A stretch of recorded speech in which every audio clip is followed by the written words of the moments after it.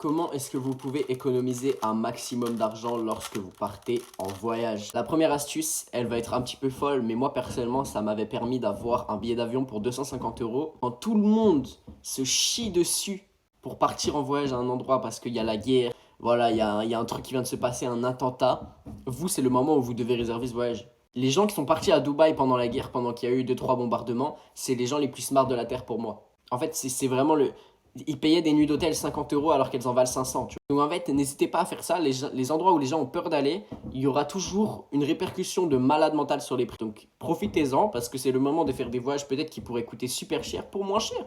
Donc s'il y a la guerre, une attaque terroriste, un truc comme ça, allez-y. Imaginez les gens qui sont partis à New York après le 11 septembre. C'était gratuit. En deuxième astuce, bah allez tout simplement dans les pays qui sont pas chers de base en fait. Vous avez sûrement la chance de gagner votre vie en euros, peut-être en dollars canadiens, en dollars australiens si vous me regardez.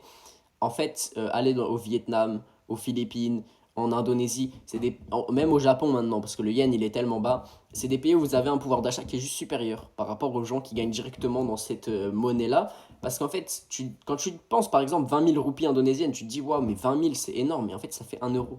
Tu vois. Et pour eux, du coup, forcément, c'est énorme parce qu'ils pensent en roupies indonésiennes. Donc, waouh, 20 000, c'est un achat de bâtard, tu vois, ça fait trop mal au cul. Et pour nous, en fait, c'est 1 euro.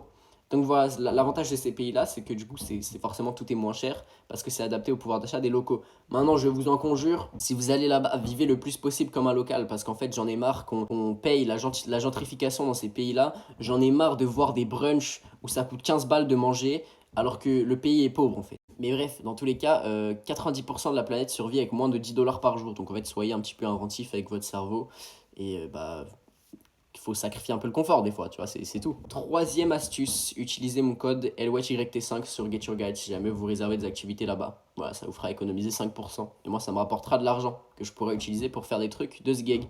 Donc voilà, faites-le. Non, vraiment, la troisième astuce, s'il vous plaît, arrêtez de prendre des compagnies aériennes premium parce que ça vous rassure. En fait, souvent, limite, elles font même plus d'accidents que les autres compagnies. Genre, par exemple, je vois des gens qui sont rassurés de voler avec Air France. Les gars, je suis plus rassuré de prendre un vol avec Air China qu'avec Air France. Plus ça coûte 2 fois plus cher parce que parfois je vois des gens qui sont en mode oui, j'ai payé 1500 euros mon billet aller-retour. Mec, mais en fait, si tu vas en Asie, en fait partout dans le monde, en fait, à part en Australie, si tu payes plus que genre 600 euros aller-retour, tu t'es fait plumer. Voilà. Juste pour vous donner une estimation, hein.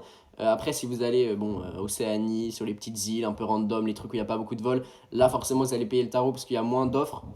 Mais si vous allez à un endroit où il y a genre 200 compagnies qui y vont, sachez que si vous payez plus de 600 euros, vous faites douiller. Donc les gars, Skyscanner, Google Flight, comparez pendant quelques semaines, mettez les newsletters. Et puis voilà, si vous voulez plus de conseils pour voyager pour pas cher, abonnez-vous.